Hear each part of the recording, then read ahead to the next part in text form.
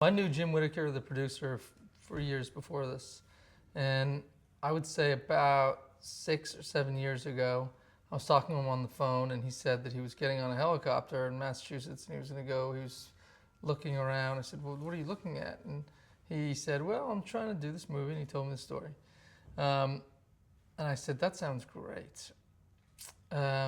And, you know, for the next 6 years, he's just stayed at it. And it's what it takes to get a movie made sometimes. And he's a great producer, and he finally got it done. That was the first time I heard about it, and he didn't tell me in all detail, but it's a great story.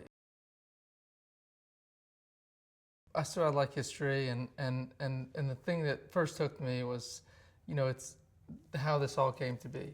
At the beginning of World War II, German U-boats were sinking our ships, commercial ships. They're just sinking everything, and so we couldn't figure out how to get around them. So the oil companies, ship companies, they started building kind of poorly made, very inexpensive tankers because the odds of them getting sunk were so high, and they thought, let's not put a lot into them.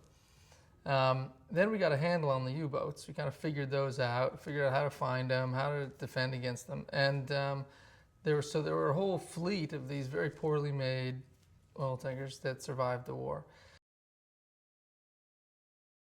I'm trying to play this one part of this real person in this moment, which to me meant, you know, just trying to depict somebody who has to sort of step into the role of being a leader and you know, to save people and to manage people and to sort of put aside all of his own concerns and just kind of serve this boat and to do it without any training or warning. I love period movies, and I love movies that are set in Massachusetts just because I grew up here, and I feel really connected to the place. I think that it's a story that I would have been connected to anyway. It would have been appealing to me. I did making this movie had it been set in Florida.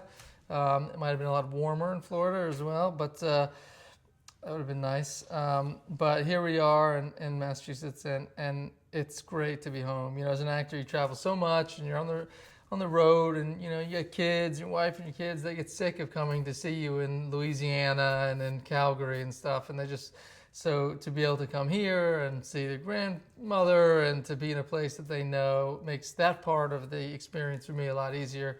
And it's definitely a place that I'm happy being in, and I know well.